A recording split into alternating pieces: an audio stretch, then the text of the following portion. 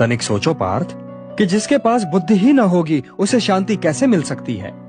वो तो शांति और अशांति में अंतर ही नहीं कर सकता, और जो शांति को अशांति से अलग तक नहीं कर सकता वो भला कैसे सुखी हो सकता है।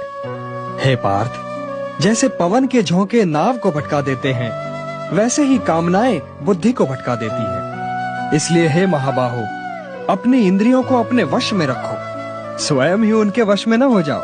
पार्थ, ये बात ध्यान से सुनो और समझो कि जब संसार सोता है तब मुनि जागता है, और जब संसार जागता है तब मुनि सोता है।